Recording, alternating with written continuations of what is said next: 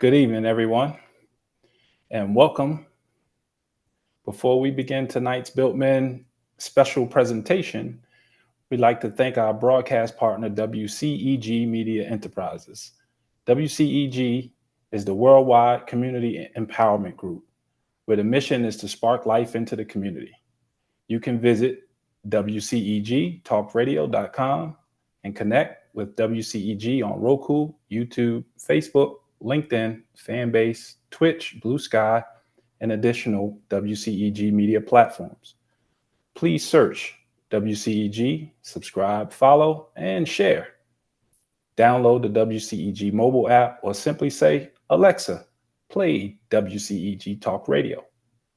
The opinions expressed during tonight's broadcast belong to the participants and do not necessarily reflect the views of WCEG Media Entertainment Enterprise.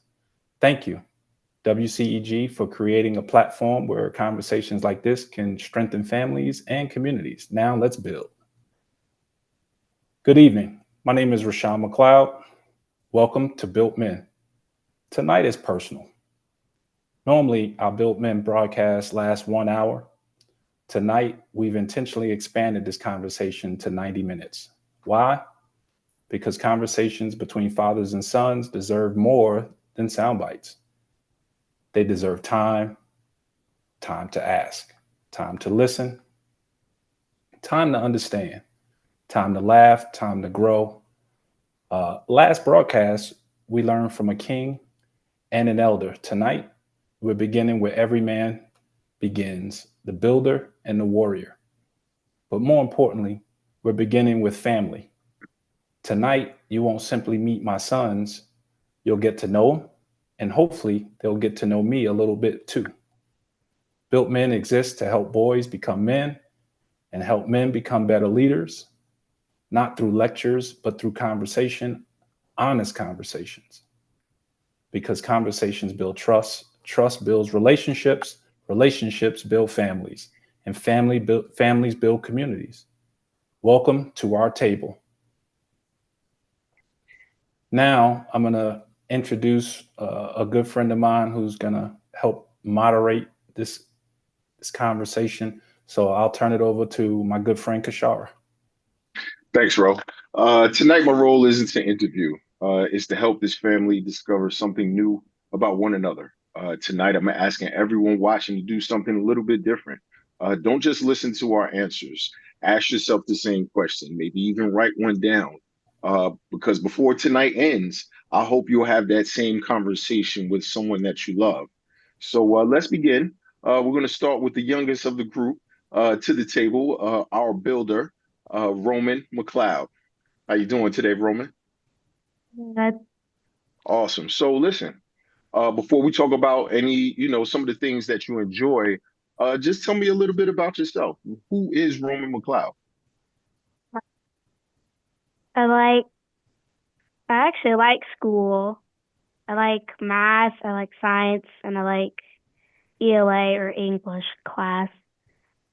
Um I like doing science experiments and I also like playing games with my friends. Okay. Is there any one particular thing that brings happiness and joy to you? Um Playing basketball. Oh yeah, I forgot I play basketball too. I Okay. like playing basketball and having good times with my friends and my family. Awesome. Awesome. Okay. So I asked you about, what makes you happy is what makes you laugh? What brings joy to you? My friends, my family, and a lot of stuff actually. Memes, and Okay. yeah, that's it. Okay. Let me ask you from a curiosity standpoint, what makes you curious? What generates a number of different, questions to make you research and look into things? When there's anything to learn, if there's anything to learn, I'm immediately curious. Awesome. Awesome. What makes you do those particular things? Um, what do you mean? Well, what allows you or sparks your interest into one specific thing? What brought you Oh. to some of the things that you enjoy doing? My dad, he played basketball a long time ago, and I want to be just as good as him at basketball. Awesome. And Awesome. then That's it. I like science You like because science. science is Okay. just interesting and it helps. It's like everything around us is science.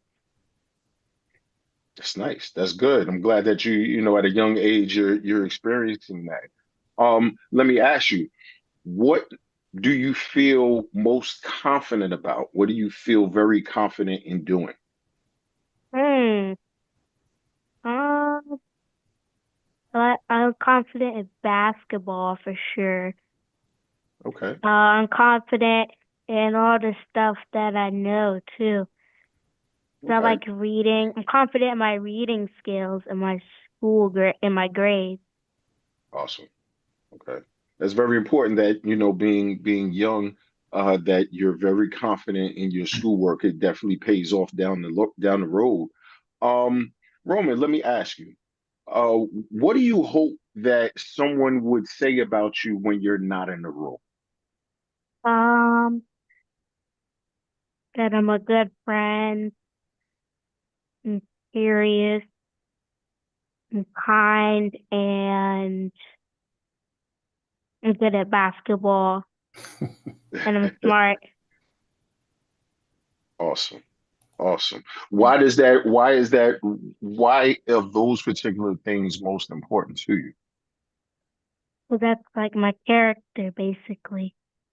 All my Okay. friends, they know I'm the science nerd kid that just happens to also play video games with them. That's great. That's great to have a lot of diversity with you. So earlier, you may have made mention, I believe that you like chess. Am Oh, I? So hmm what do you like about chess so much? I don't know. It's just an interesting game. Really, Mhm. really old. Like Okay. pyramids old.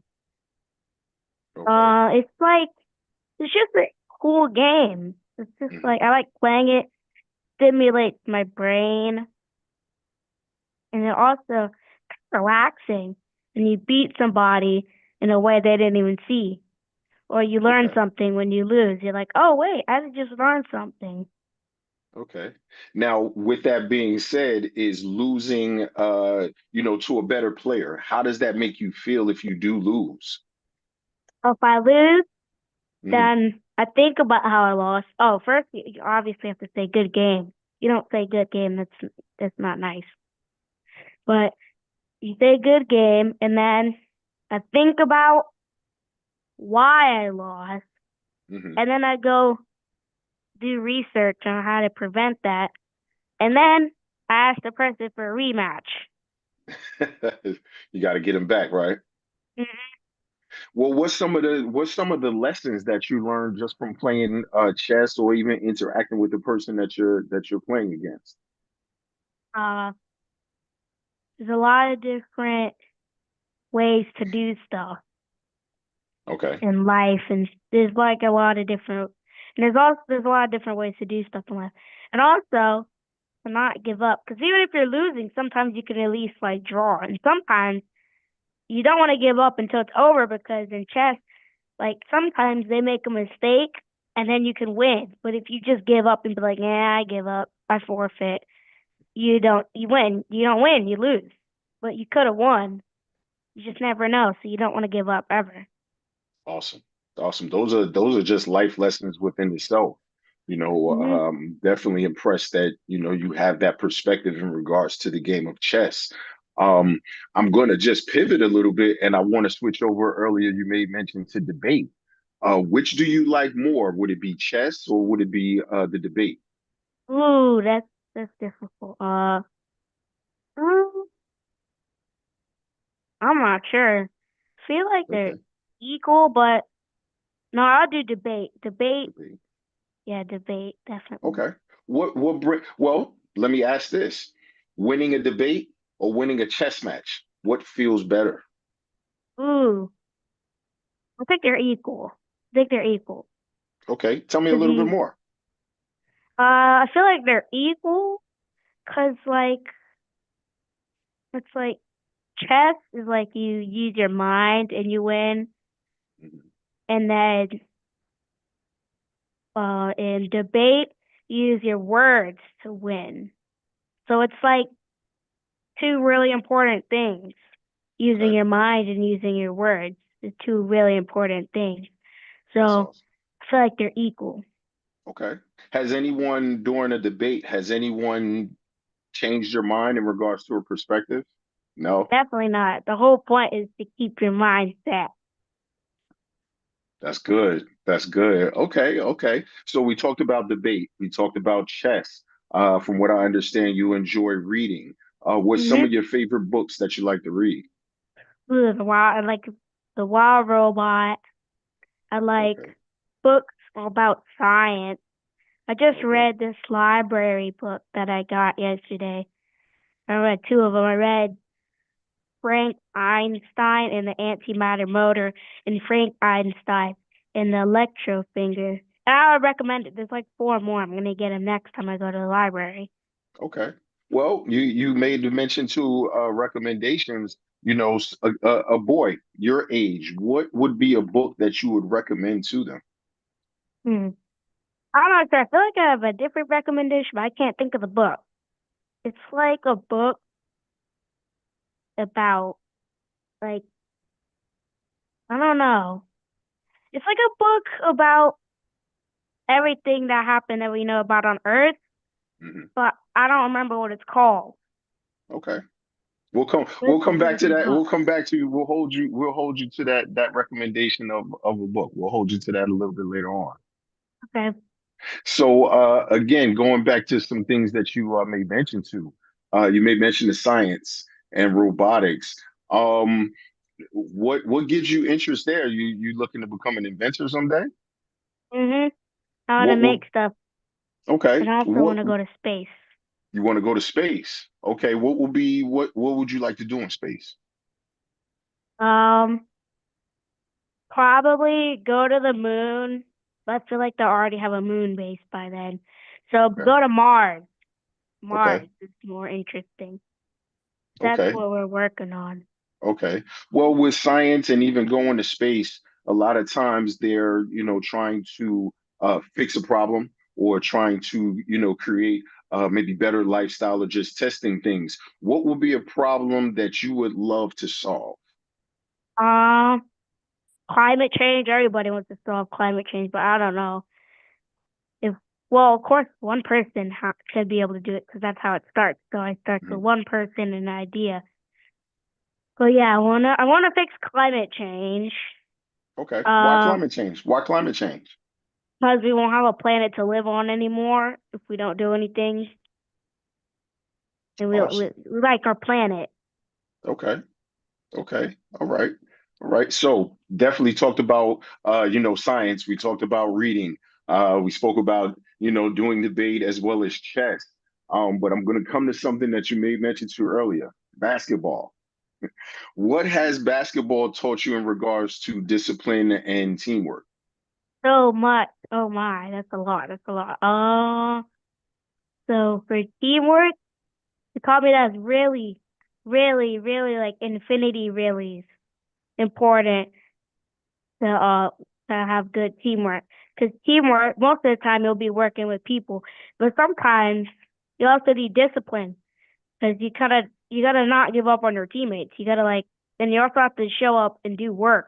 Like you have to do work.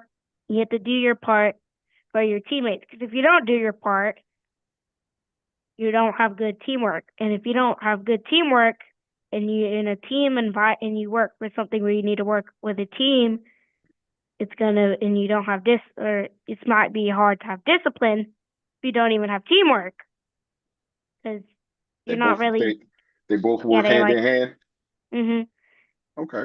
Okay. Is there anything necessarily that inspires you when it comes to basketball? Is there a particular person? Is there a team? What necessarily inspires you on and off the court? My dad. Your dad. Yeah. Awesome. Awesome. Tell me a little bit more. How does he inspire you?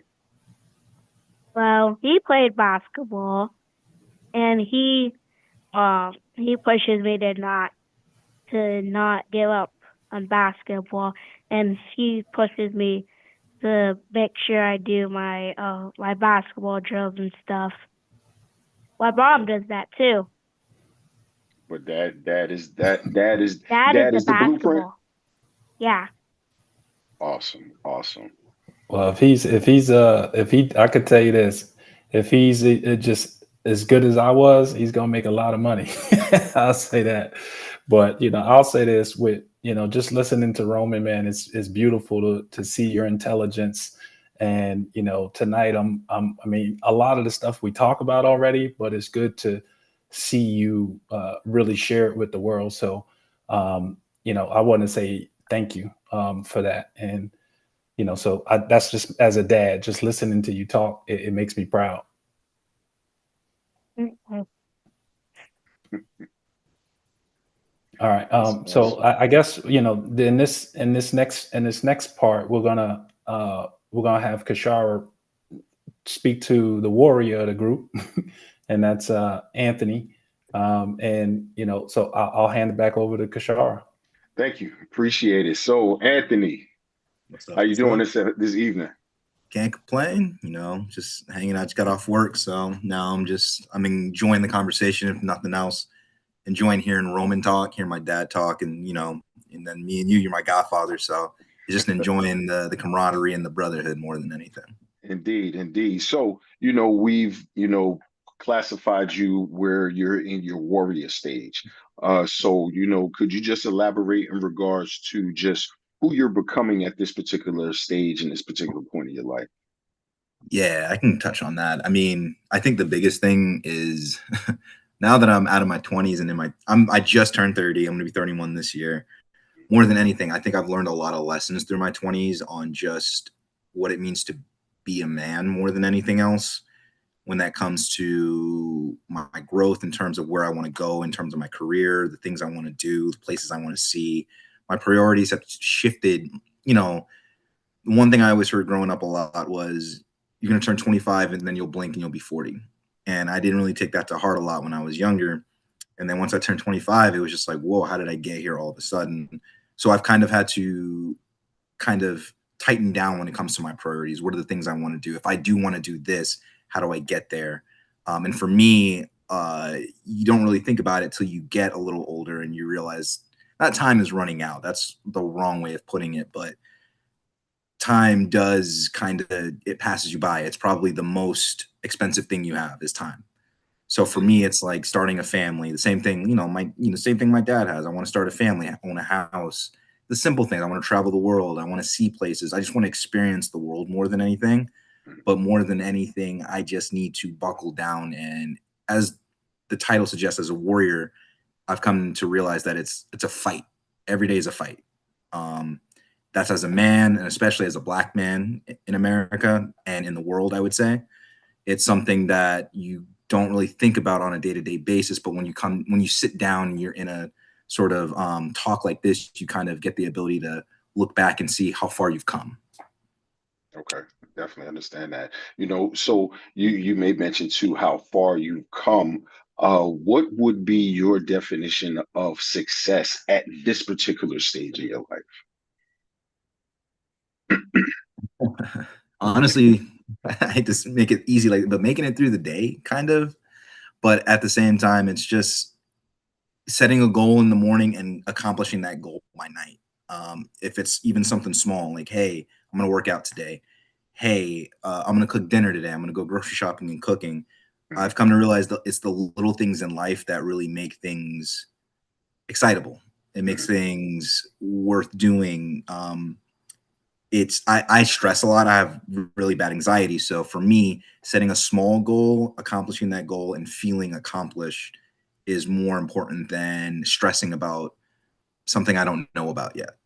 So Mhm. for me, just setting a goal in the beginning of the day and accomplishing it by the end of the day. When did you feel as though that you had to, let's say, break it down to those particular small, segments in a day or just within a week or so? When did you kind of make that light bulb change? Honestly, I'd say recently, probably about when I turned 30, like my 30th birthday. I just was going through a lot at the time. I had lost my job. I had lost the girl I was talking to. And I went a little bit on a spiral where I just was thinking about everything all at once. And when you go down that rabbit hole, it's kind of hard to come back out.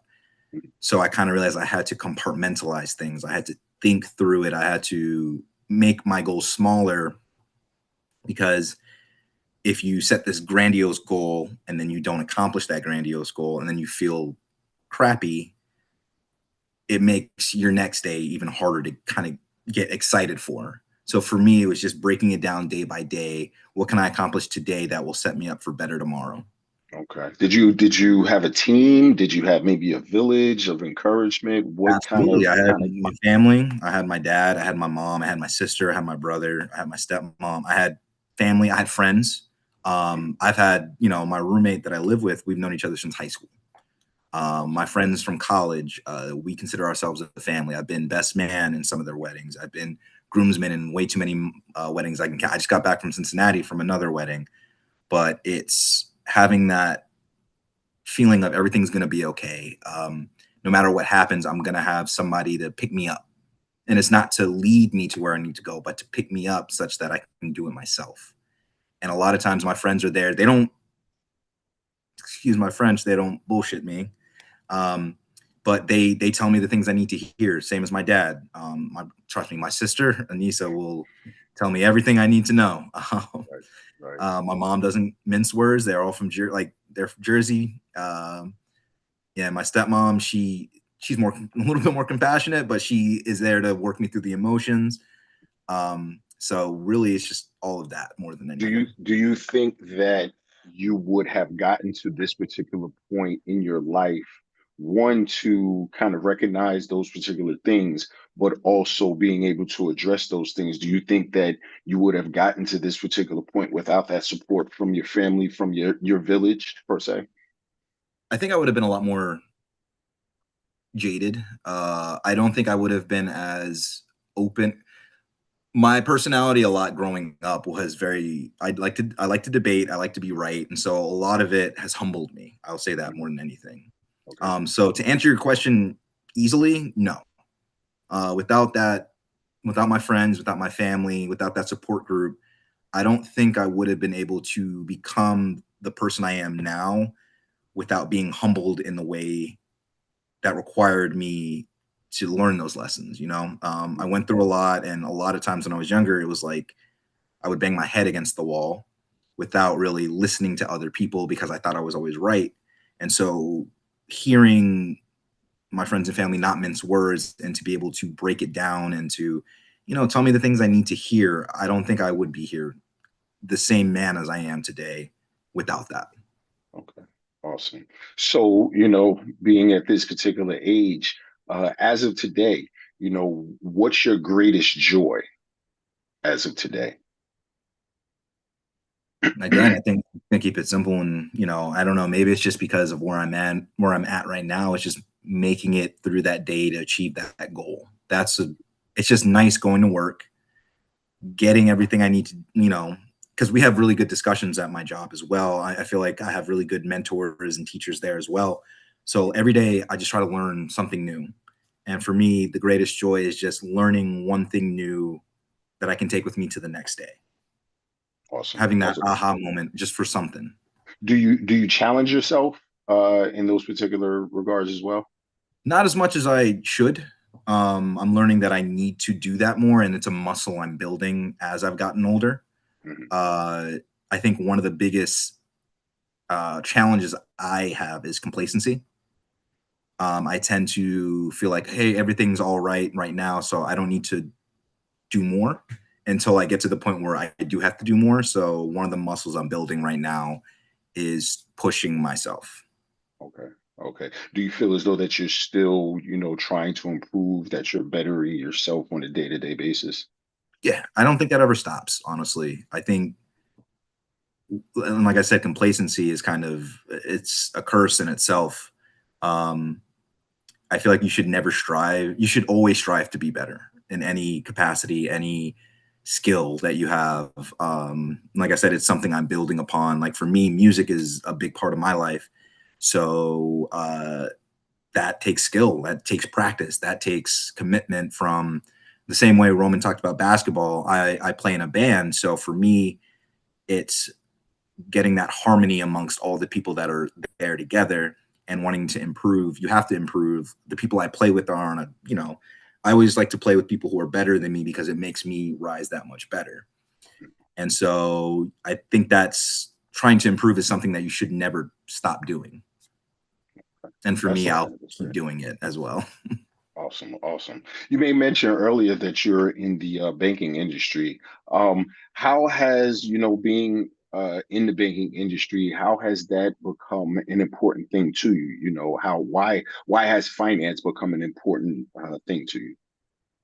Finance is everything, I would say. Like, you can't really do what you want to do without money. It's like, unfortunately, it's the truth of the world.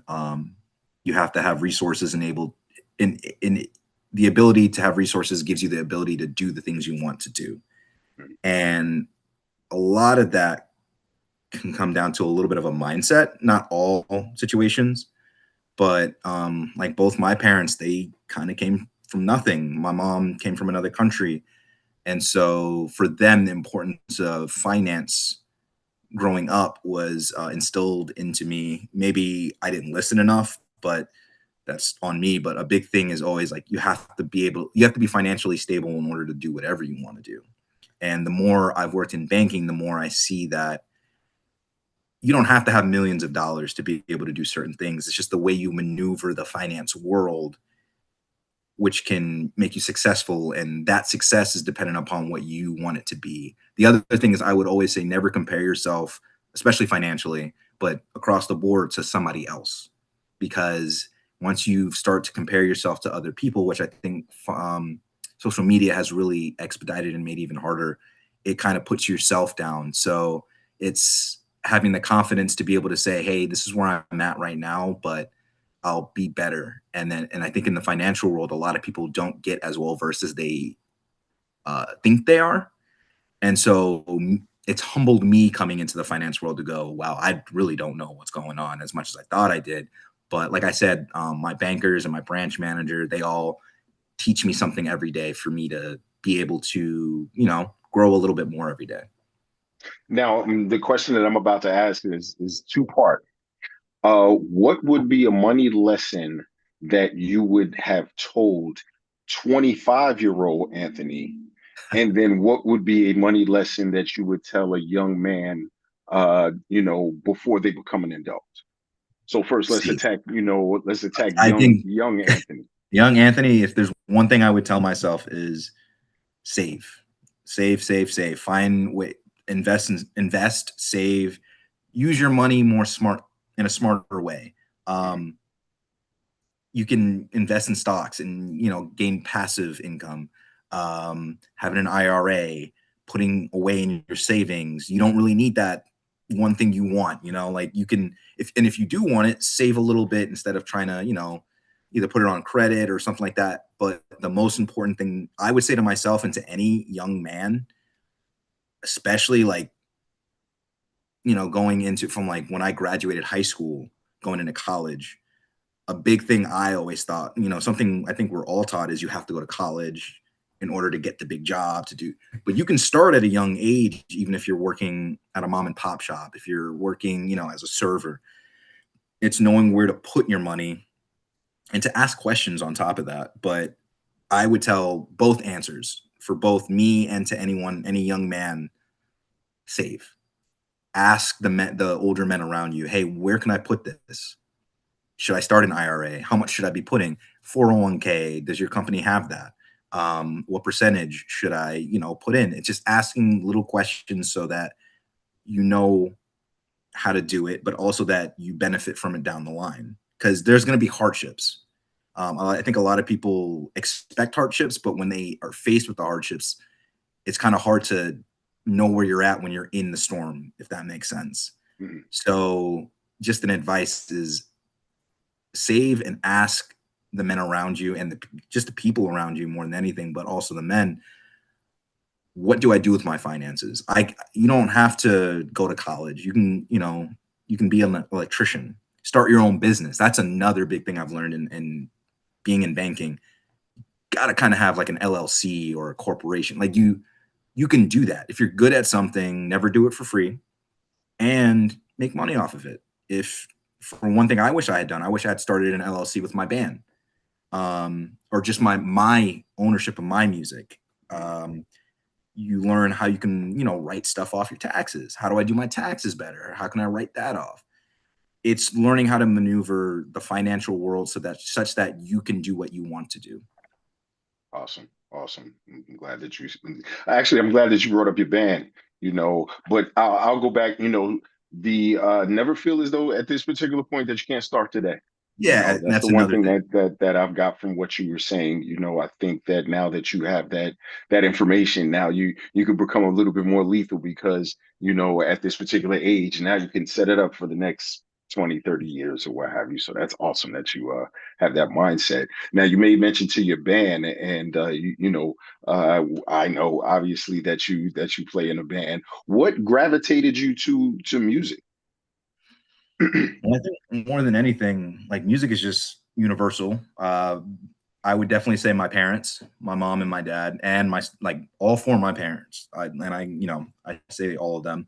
My mom, my stepmom, my dad, my stepdad. All of them have had music play a significant role in their lives. Even trips with my dad, I remember listening to the Black Album by Jay-Z. Like that's something that me and him have together. I learned the album front to back with him. The Biggie Smalls, the Death After tapes. Like I remember that being my introduction.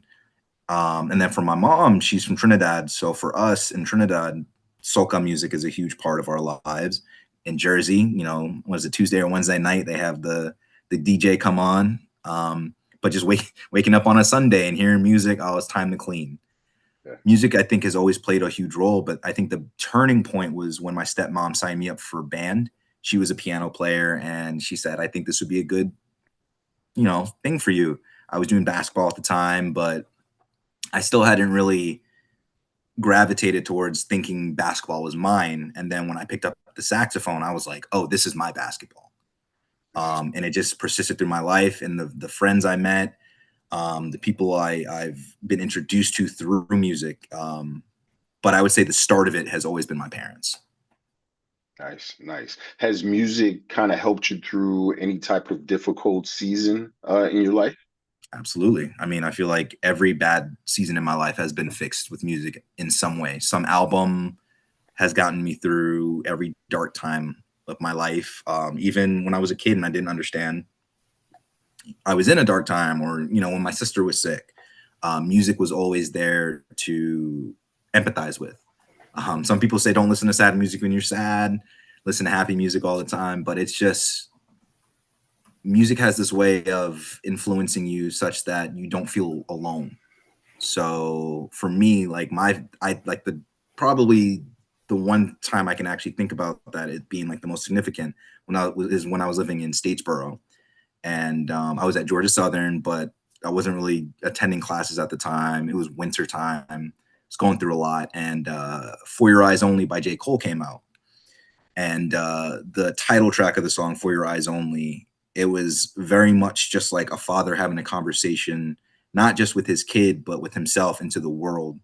And that I just remember hearing that and thinking about who do I want to be? Who do I want to be as a man? And even just having conversations with my dad in the past, having conversations with my stepdad during the time all the bad stuff was happening.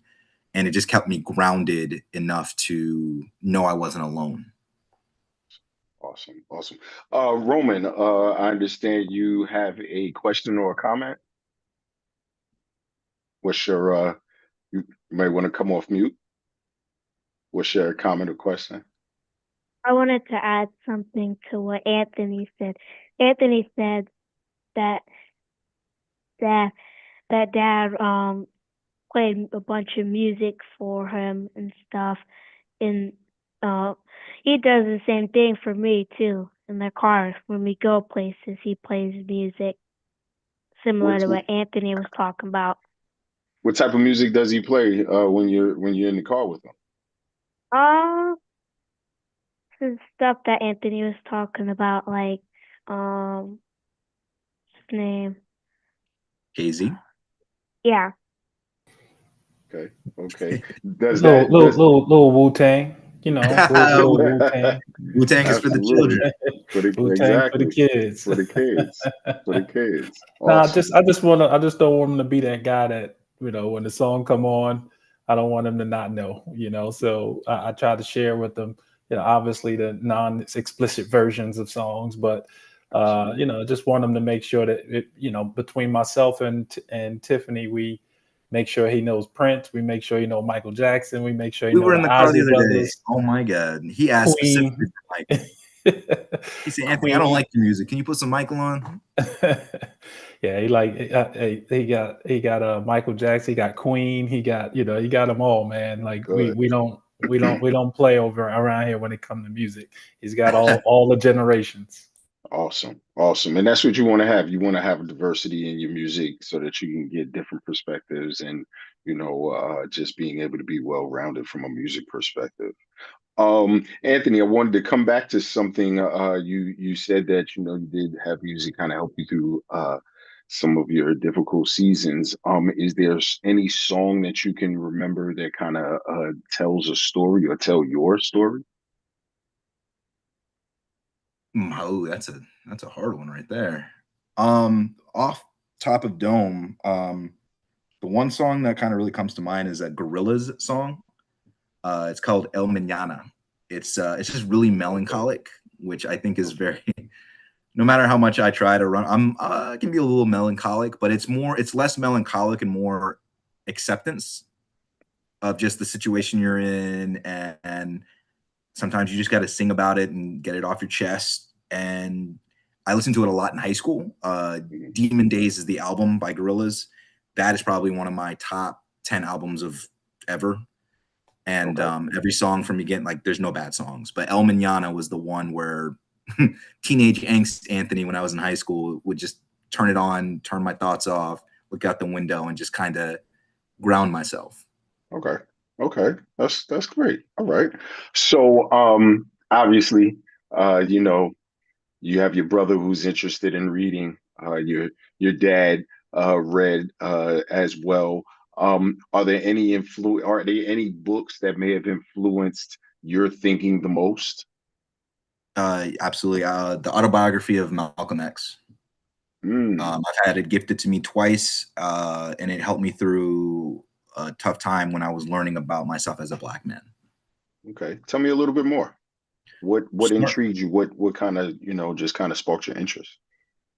Well, where he came from, where he ended up, and just the story in between more than anything else. The best way to describe it is once you start learning about the history of a lot of things, you go through this thing called a fire phase and you get angry. And Malcolm X's story just kind of helped me understand that you can be angry, but you have to direct it in a certain way. And then you have to also learn to accept the differences of the world around you. Okay. Okay. Now, not just the autobiography of Malcolm X, but any book that you may have read, how has reading books or just any particular books changed your perspective in regards to life or your view on different things? I feel like it's the same as music. It's universal. Everybody reads the books, it's up to you to go out and get it. I would say another book that's changed my perspective is The Alchemist. It's been a while since I've read it, but I just remember reading it, not being able to put it down, and it just feeling euphoric to read it, get to the end, and have this understanding of like the universe. I hate to say it like so hippie-y, but just having a different perspective from somebody who has gone through something maybe on a different side of the world, and you're able to relate to it still. But that's kind of like books are like music in the same way. Okay. Okay. I can definitely understand that, from that, reading book perspective. Now, I'm going to, again, take the perspective of your brother. Obviously, you guys spoke about, reading, but you both like chess. So I know you haven't played in a while. listening to your brother talk about chess. How do you feel about chess as you look back on your experience of playing the game? As a kid, so I started learning chess when I was like in elementary, when I was at Beacon Christian Academy in Jersey. All the cool kids played chess, and all the cool kids were good at chess. It's just one of those universal games. It's like soccer, like how we have the World Cup going on, and there's an excitement behind it, and everybody can talk about it in some capacity. Chess is the same way. In any sort of game you play, any sort of critical thinking you do, chess helps with you being able to do it on a better way. Like Roman said, you have to think about, if you lost a game, how do I do better next time? If you did win a game, how can I make sure, I do it better or faster? And then you want to run it back all the time. So it teaches you being able to, even if you get knocked down, you get back up and you keep it moving. So, but chess is one of those things where if you're in China and then you go to, Afghanistan, everybody knows how to play. Everybody knows how to play chess. Right. So it's one of those universal things where if you can learn it, and I encourage anybody to go learn it, it's just one of those things you can have a conversation with anybody who also plays it.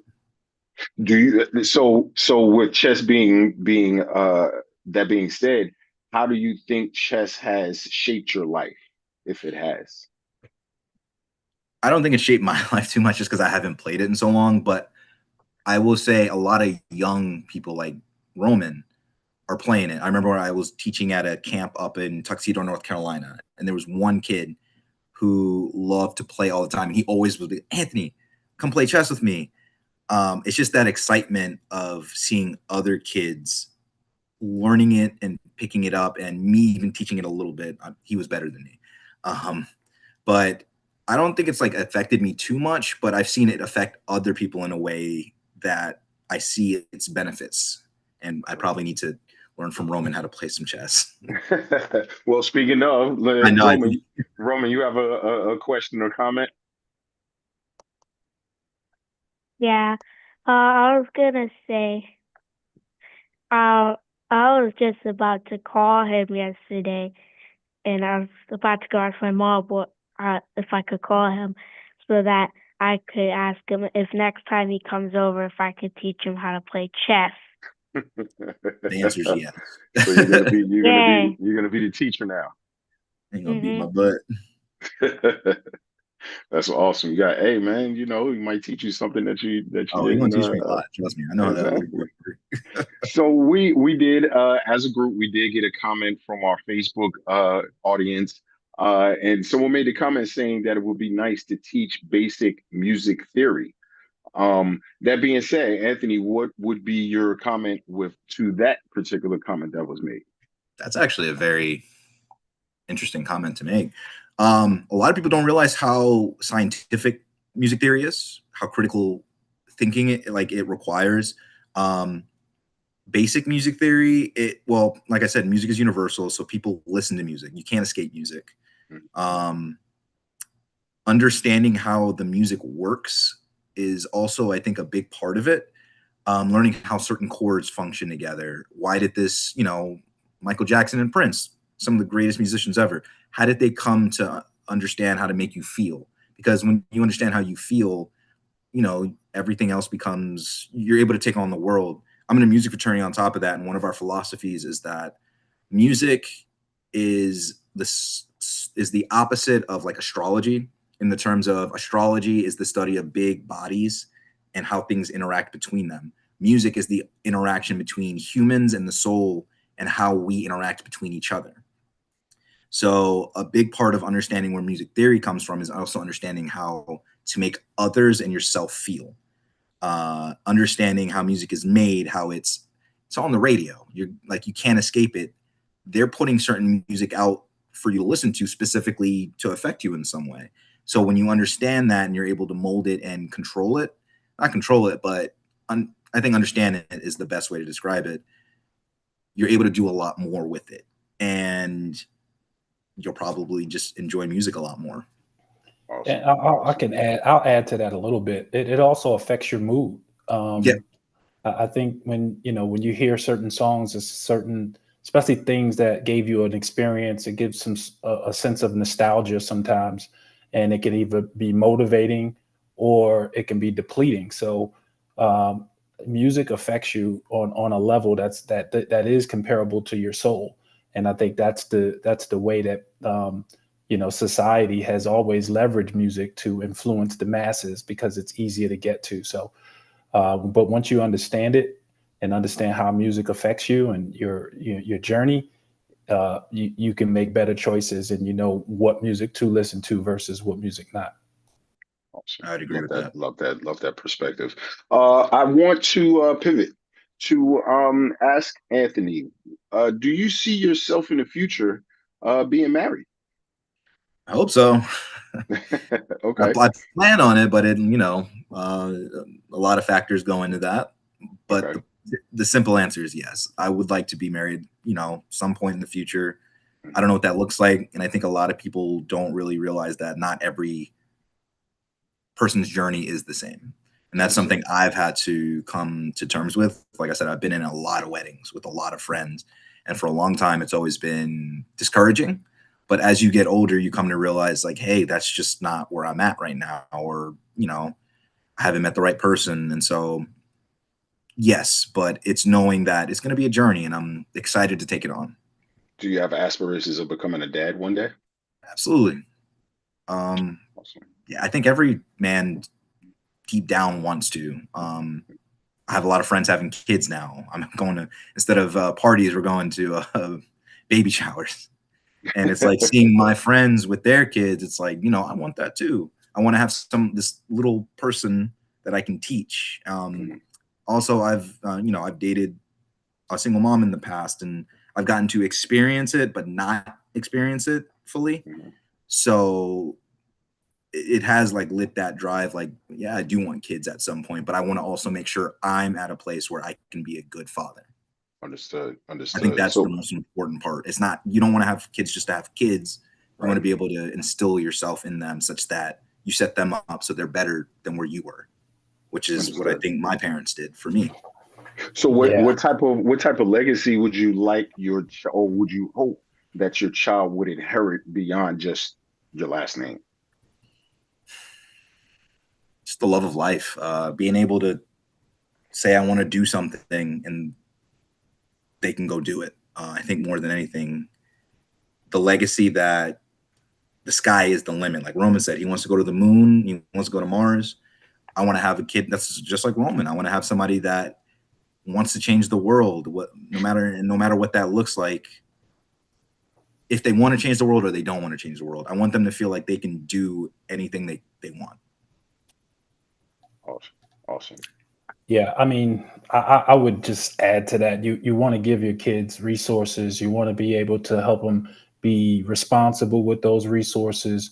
You want them to understand that not everybody has resources, but you still want to share to the people with the people who who are in your circle, or those who may just need a hand or a leg up because it's just in your heart to do. I mean, we want to make sure that we putting out good energy into the world. I mean, I think that's the most positive thing. But listening to Roman, listening to Anthony, I'm ecstatic, man. I'm really emotional right now because it gives me great joy to see my son mature, and look at life through a set of lenses that he's created through guidance of people like myself and the mentors. I'm not delusional to think that I'm the only man or person in his life that's going to give my son a meaning. Like, I've had a bunch of coaches in my life as a player, and I've taken bits and pieces from each one of the coaches. I've taken bits and pieces from teammates and players that I've played against, and it's created the best version of me once I learned how to put those things together. And it's great to see my sons building and utilizing those same strategies. That's a beautiful thing. But tonight, we're gonna move into another section of this, and this is going to be really interesting because I want my sons to start to ask me some questions, and I genuinely want to understand them. So with that being said, I'm going to ask some questions to Roman and then to Anthony, just to see what we could get out of this, man, because this is going to be something I'm really looking forward to seeing this. So we'll start with Roman. So Roman, what's something you wish I asked you more often? Hmm.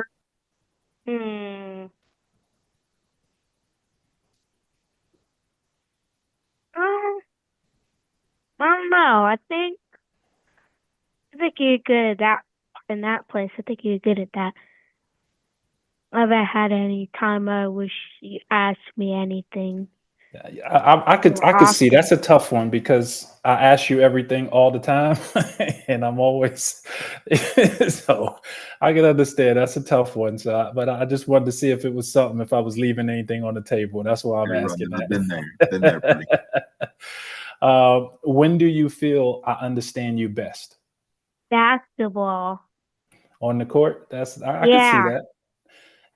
And the reason why I would say that, and I would agree with you, is because I think life in basketball or sports competition, music, whatever, I think they parallel life. And I've learned life through the game. The heartache, the wins, the losses, the locker room, the camaraderie, the friends, the coaching, transitioning from playing to coaching myself and being able to have to lead a team. So I've learned a lot of great lessons through the game, and I try to teach life through the game. So I do agree with you on that. Next question. Let's see. When do you wish I listened longer before giving advice? uh,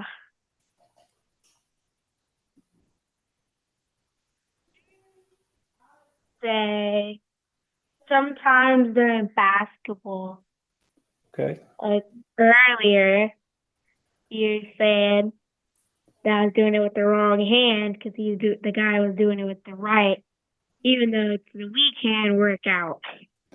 Yeah, I came in and I didn't read the script, so I came in telling you what to do. Yeah. Sometimes you accidentally do that. All right. Well, I'll take that. I'll give that some and put that on table that so I can bring that back around. What's something you're excited to teach me one day? A lot of stuff. Let's give me one thing, man. Just one. We're gonna start with one, man. What Mars was like. Oh, listen. If you could teach me one day what Mars is like, we're gonna own a couple basketball teams. So I love that. So. Yeah. What's one piece of advice you would give me so I can be a better father to you? I think you're pretty good. I don't have to think on that. I think you're fine. Hey man, I'm gonna put a check in that mailbox. I'm gonna put a check in the mailbox outside. You can pick it up. So I appreciate that. All right, thanks, Roman. I'm gonna move over to Anthony now. So this should be fun. What's one lesson I taught you that finally makes sense?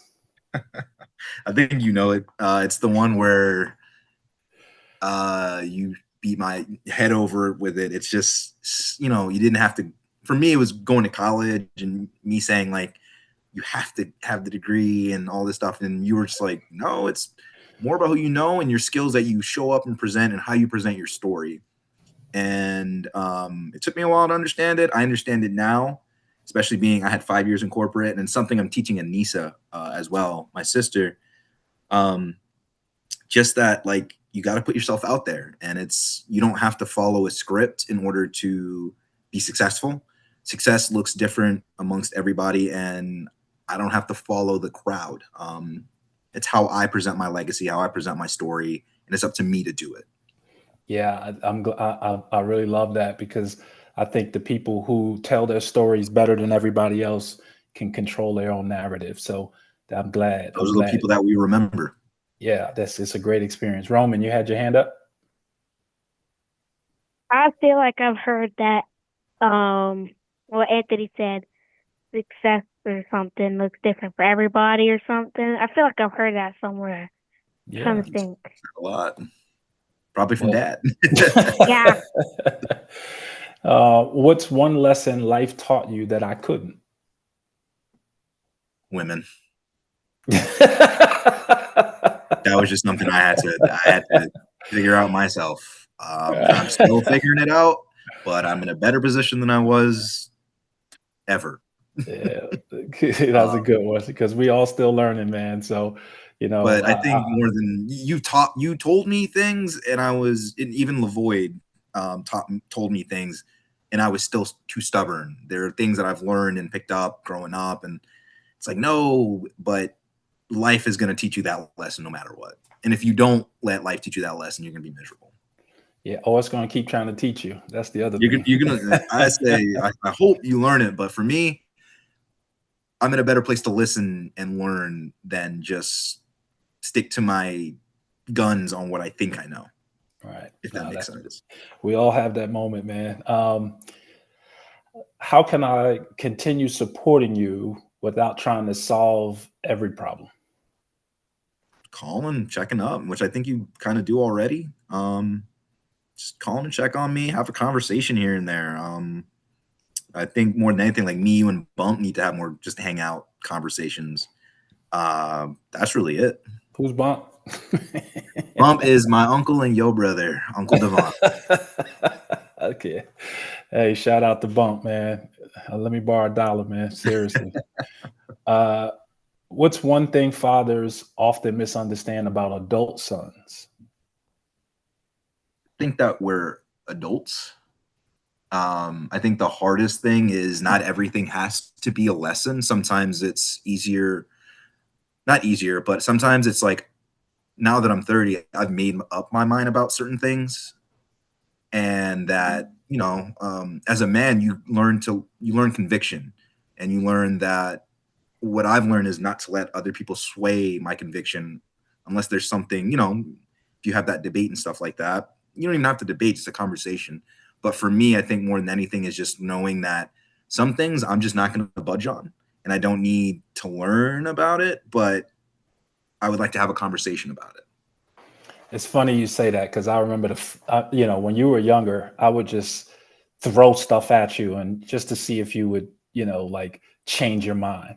And it used to piss me off that that I could sway, like you that easily. And then I remember the first time we were all sitting at the table doing like crafts and stuff like that.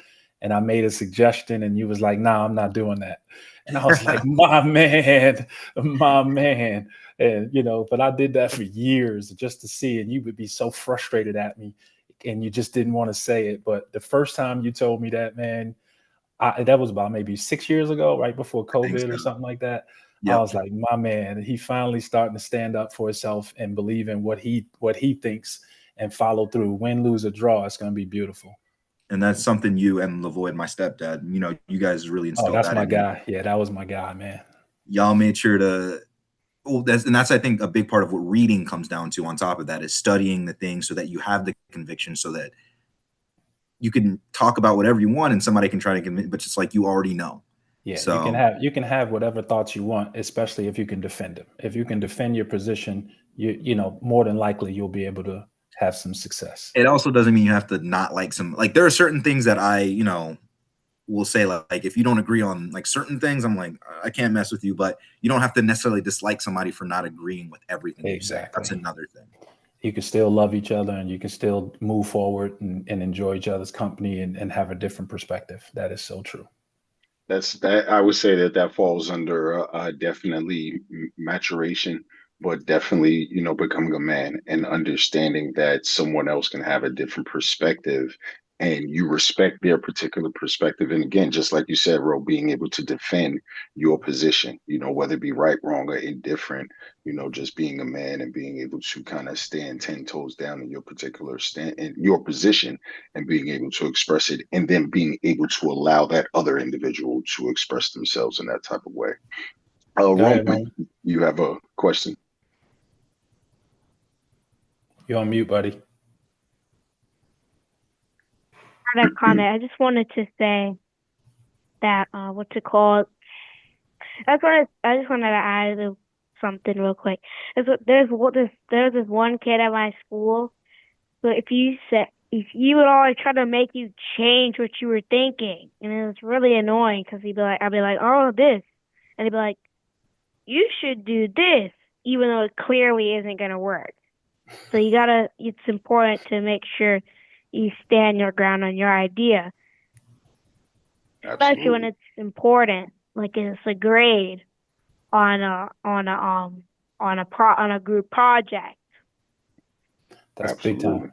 Absolutely. I'm glad that you figured that out at such a young age that we had to figure out a little bit later on. So definitely love that perspective. So, Ro, what surprised you most about what your son said tonight? Um, just being honest, Kishara, I'm not surprised at all.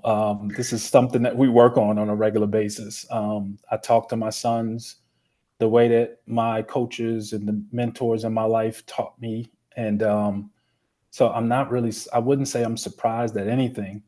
I would just say, I hope that they continue to evolve and grow through the parts of their life that are necessary and take the lessons that they're learning and continue to apply, but also share.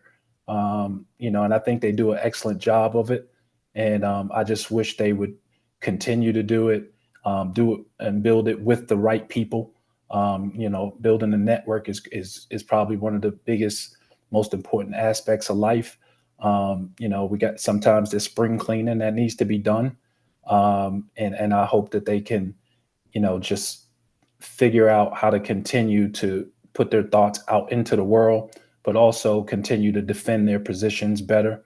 But the fact that, they can express themselves the way that they do, they have great emotional stability. I got to give my wife the credit on that because she is the balance to that for me. And that's one of the things that I love about her is, she understands that we have to do this thing together. It's not one over the other, regardless of what our roles are, what we do, what's necessary. So I hope my sons can find people in life that will understand the friendships are being done, things that are being done that's necessary, not because I like you or dislike you or anything like that. And I would just wish they would continue to learn about that in life. Awesome, awesome. I appreciate that background. So we're gonna switch it up.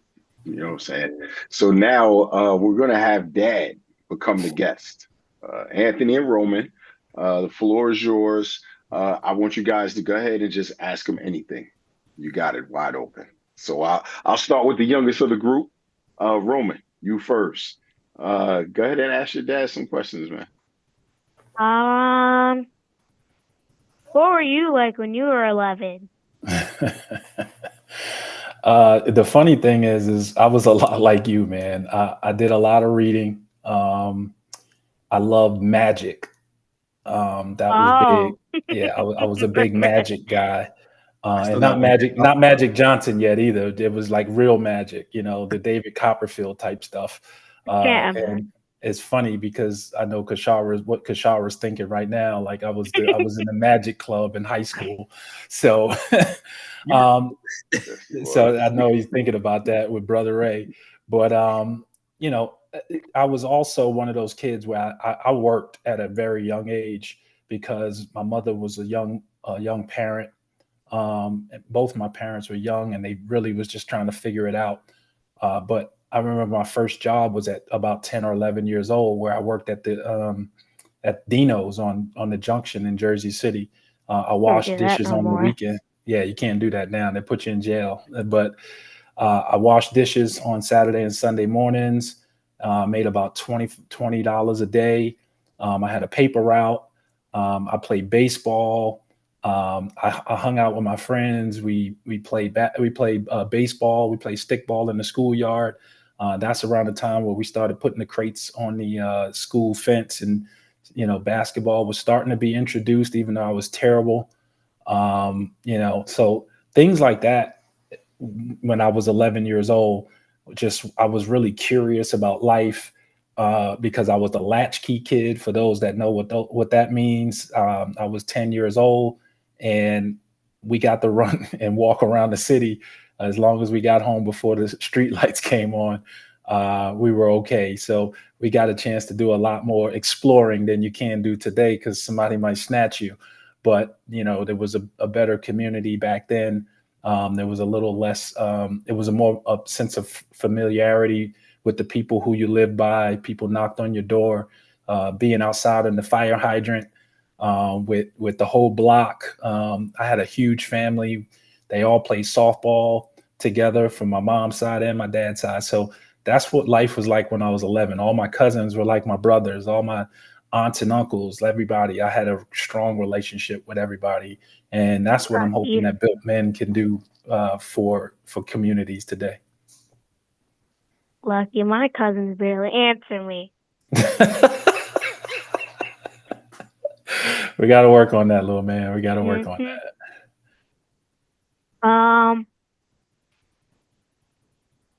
Why did you start playing basketball? Because I noticed you said you were playing baseball. You said baseball like 5 times. So what made you switch to basketball? So I know what Kishara thinking, but I played baseball because my mother played baseball. So grandma played baseball. I know you didn't get to meet her, but you're a lot alike. And the cool thing about Roman and I, we do share a birthday, man. So November 17th is our birthday. So that's our soul tie. But baseball, I was a short, chubby kid. My nickname was, what was my nickname, Anthony? Roly Poly. So Roly Poly, Roly Poly was my nickname, and I was a catcher, and I really enjoyed baseball because grandma and your great grandma, everybody in the family, they all played baseball. Dad, your grandfather, everybody played baseball, softball on the team. So I was around it a lot. And then as I got older, probably around 8th grade, when Kishara and I met, that going into that summer, I grew. We were all the same height when we met. And probably in about 5 months, I was probably 6 inches taller than everybody else on the team. And I went from playing baseball to basketball overnight. And, I really didn't enjoy it now that you say it. But I played because Kishara and Halim and all my buddies, they played. And I just didn't want to be the one that was left out. So I showed up because they showed up. And then they really just encouraged me to be a better player on a day-to-day basis. What else you got? I think you're leaving out one other thing who made you keep playing too. What am I leaving out? It's my story. When Grandma Didi. Oh gosh, yeah. Oh yeah. When you didn't go to practice. How could I forget that, right? Oh man, yeah. I quit actually playing basketball when I was in 10th grade. Something I always tell you guys not to do, right? But luckily my mom and my and my coaches, my dad, everybody jumped on me, and they basically put my life in order, where my coach would drop me off at home, and his son would Danny would pick me up in the morning with my cousin Travis. And they kind of just forced me to do it. So my instead of complaining, my reality was, well, if I got to do it, I might as well be good at it. That was a good one, Roman.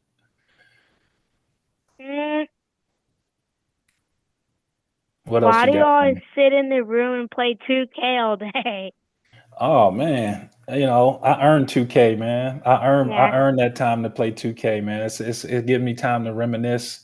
The best thing I love about it is, when I was playing, the contracts didn't look the way they look right now. So I could, use my own self in the game, and I could make sure I pay myself what I was worth. Go ahead. What else you got for me? One more. Why do you always, I think I already know the answer to this one, but why do you always encourage me to read? Oh, that's a good one, man. I think reading improves your vocabulary. Yep, I think it gives you, I think it helps you with your imagination. It gives you an opportunity to think outside the box. And the more you read and the different types of readings that you explore, it gives you a chance to think about who you want to be and gives you a way to kind of work towards that. It gives you the ideas to plant in your head Yep. on how to get to the places that you want to be. So that's why we encourage you to read. All right, now I'm really excited about what my oldest son got to say, because he's known me a little longer, so it's a little I'm nervous. So what you got for me? You know, we as men, sometimes the biggest thing we learn from is regrets. Is there anything that like stands out the most? Is there a biggest regret you've ever had? I used to think I regretted some things, but when I look back, they were just lessons. But there is one thing that I wish I do regret, and that's not getting a second opinion about my injury. I knew I was injured. I was afraid to rub, my team doctor the wrong way, or the NBA the wrong way, or whatever. And I just listened to what they said, and I just kept continuing to play. Whereas today they have a different view on injuries, and making sure you're healthy before you play. Whereas when I played back in the day, you played through everything. And so the only regret I would probably say that I have is not getting a second opinion to be able to further my career. Absolutely. And I mean, even me being Roman's age, I remember you going through that, and how painful that was more than anything. Because I mean, you went from the pinched nerve to you popped your Achilles tendon, and it's like your life changed kind of overnight. So yeah, it was a rough time, and it was it changed me, because I had to learn how to remove myself from basketball being my identity, to learning skill sets that transition to be better, and to be able to continue, because all of this happened when I was 27 years old, in the prime of my career. So I can't even not being 30. I'm like, that's something. That's like me not being able to play music ever again, losing, my fingers or something. Like I couldn't think of that. I couldn't imagine that. Yeah. Another question I have for you: are there any mistakes or anything that stands out, like mistake-wise, that made you a better father that maybe you hadn't thought of, or like we said, lesson? Yeah. And I think about it all the time, even to this day. I used to judge my father on his actions as a young father. And I used to always say to myself, I didn't want to do those things. But the reality is when you're young, you do things. And I would say the mistake I made was judging him before I walked in his shoes. And then once I got a chance to walk in his shoes, it really showed me how to be a better father, and to look at everybody's situation and circumstances differently, and to ask more of why, as opposed to judging before I get a complete understanding of it. So I would say that was a mistake that I made, was judging my father before I got a chance to walk not even a mile, a couple steps in his shoes, because I was a young father too. So it made things make sense. I can attest to that. On top of that, like just our relationship, too. I mean, I haven't walked in your shoes as a father, but as just a man in general, I think I made a lot of assumptions about you before I got the full picture.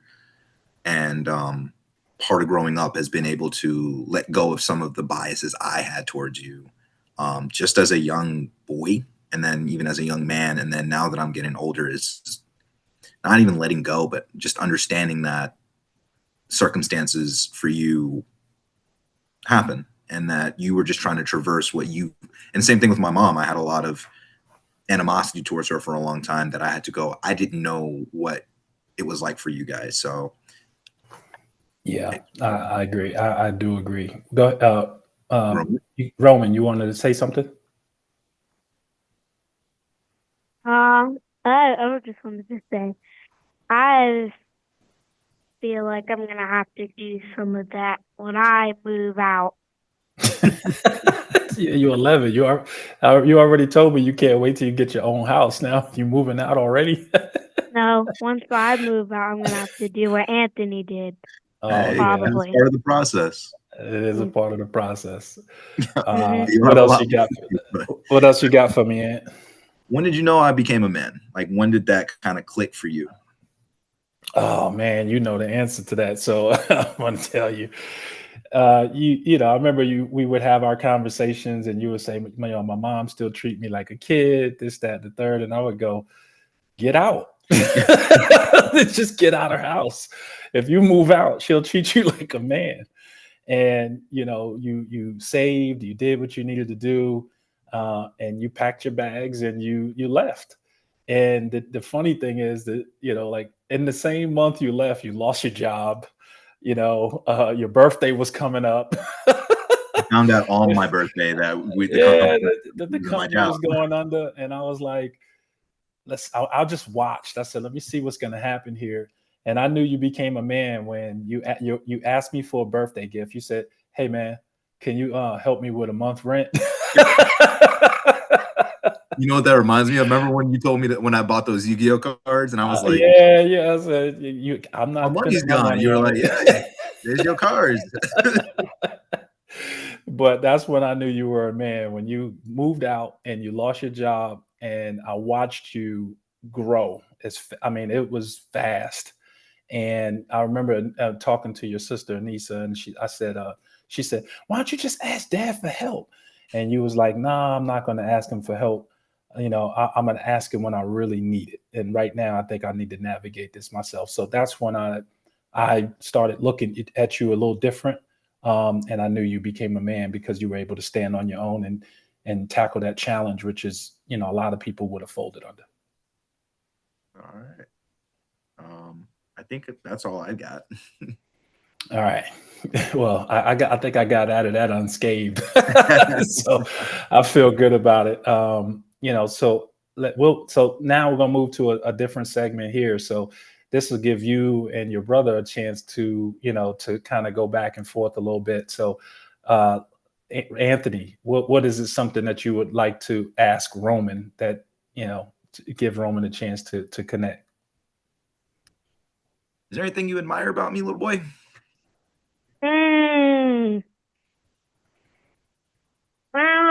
There's one thing. You don't give up when life gets tough, like when you lost your job or your girlfriend left you because you have no riz. You've been a swirly. But you didn't give up, though.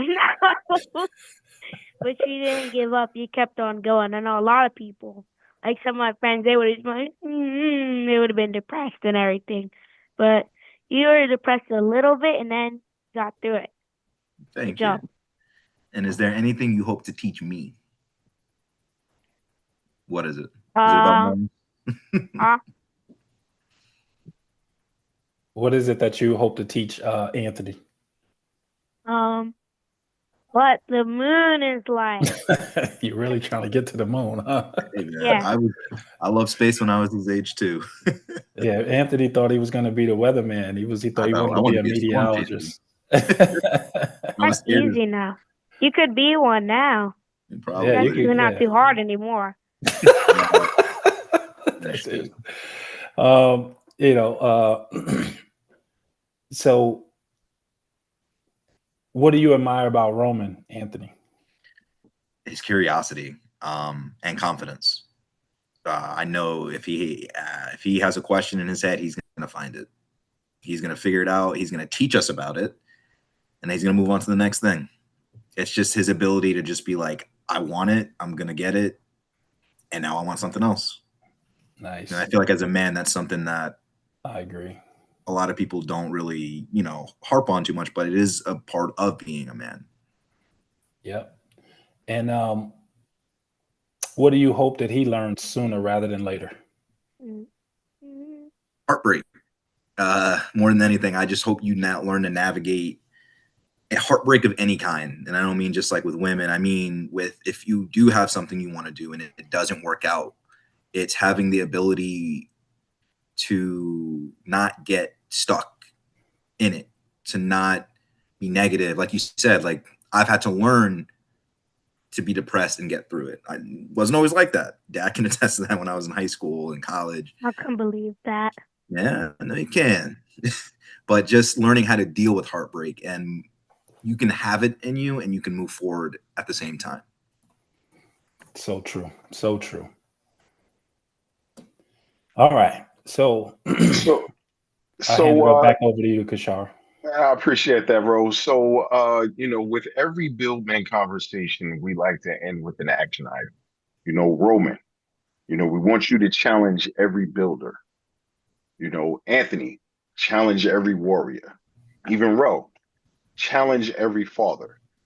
So as I stated, every week we have a challenge. So I would like to challenge our listening audience and our viewing audience. Before Sunday, turn the TV off, put away the phones, sit down with your son and ask them one question, that isn't about school, that isn't about grades, that isn't about sports. Ask them about their heart. And then at that particular point, just listen, sit back and listen and get an understanding of their particular perspective. So before we close, I'd like to take a moment to reflect on what we've gained tonight. So Roman, I'd like to ask you to finish this sentence. The man I hope to become is fill in the blank. The man I hope to become is my dad, but better. That's a good answer, buddy. Good answer. Checks in the mail, man. That's awesome. That's awesome. What a lot of people, or I should say, and this is amongst men, your father is the only person that will root you on to be better than him at the end of the day. No one else will do that but your father. So that's great. I love that answer. So I'm going to go ahead and flip it to you, Anthony. The man I'm becoming is fill in your blank. Someone my parents can be proud of. Just all the sacrifices they've made. I want them to be able to look at me and go, he did it. And like Roman said, better. But someone my parents are, and my friends and family, but particularly all four of my parents. Awesome. And I'm going to flip it to you, Dad. The man I'm still becoming is what? You have the floor. Still growing, learning, sharing, evolving, all of the above. I try to stay busy, but I also try to have that balance between work and life where I can enjoy my family, ask questions, learn about them, challenge them, have them challenge me. So it's really just still building the best version of myself, which I hope is still a lot of room ahead for me to become something that the world sees as a part of something bigger than himself. Okay. I love that. I want to challenge you with one more question. What have you learned tonight that you genuinely did not know before we had this conversation tonight? How much alike my children are. Okay. Like they have different, I was 19 when I had Anthony. Anthony was 19 when Roman was born. And it's funny because I watch Roman play basketball, I watch him do things, and every time I'll look at him and I'll go, man, that reminds me of Anthony. And it really just made a whole lot of sense having this conversation tonight about the feeling that I've had. My sons are so much alike that it's a little bit scary. So that's what I've learned about them both. Okay. So I'm gonna pose this question to Roman. What's something that you learned tonight that you did not know before we had this conversation? You're on mute, my man. I forgot to unmute. A lot of stuff. Let me think of one.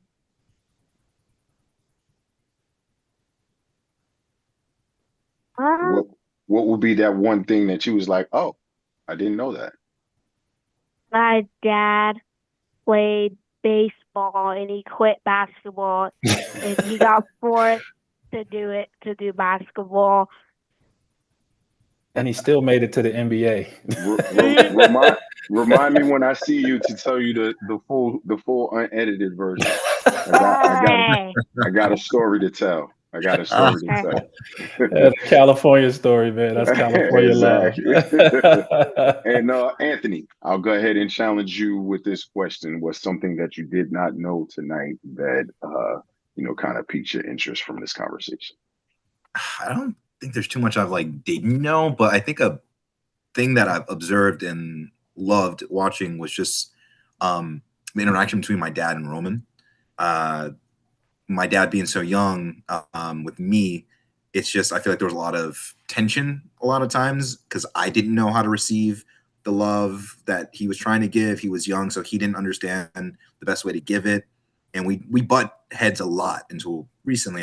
Not recently, but last couple of years. Last 10 years, I would say, about 9-10 years. Yeah, I'd say. But, in the grand scheme of things, it's not that long. But and I hope moving forward that they continue it, but just how more open Roman is to hearing what my dad has to say, but also seeing my dad form it in a way that he can receive it very well.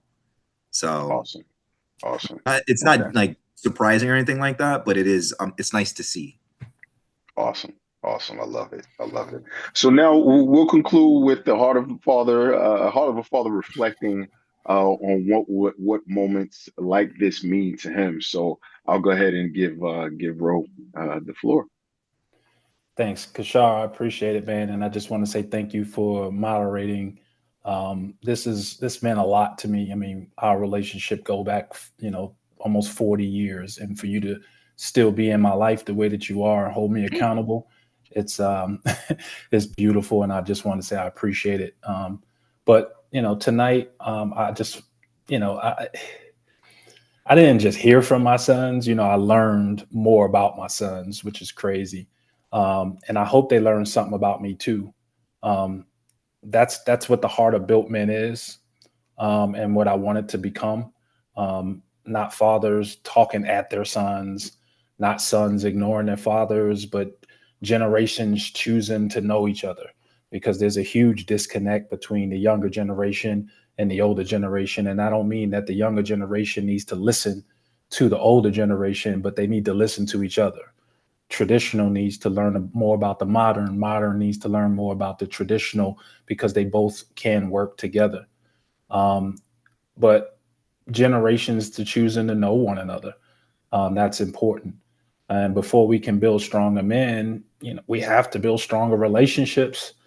To every father, ask another question. To every son, share another answer.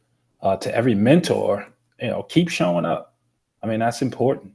To every mother raising a son, thank you. Find a man and that you trust, love, and respect that can teach your son, what you can't. And we are out here. We've all had those influences. Continuing to love him, encourage him, surrounding him with men of integrity who will help reinforce those values that you're building at home already. And finally, strong boys become strong men. Strong men build strong families. Strong families build strong communities, and communities change the world. Anthony, I'm proud of you, man. I'm proud of the man that you're becoming. Roman, I'm proud of the foundation that you're building with using your mind, your intelligence, and your athleticism, and bringing it all together. I just think you'll be the best of us all, because you got a chance to see us, fail and get up. But, it gives you a little bit of a better roadmap to success. And I see you really looking at it and learning from us. Thank you both for trusting me enough to have this conversation in front of the world. I love you both. Thank you, Kishara. Thank you, WCEG. And thank you to everyone who welcomed us into your homes tonight. Until next time, remember, a builder asks, who am I becoming? A warrior asks, who am I building? A king asks, who is better because of me? And an elder asks, what wisdom must I leave behind? No matter your age, no matter your stage, you're still being built. I'm Roshown McLeod. Good night.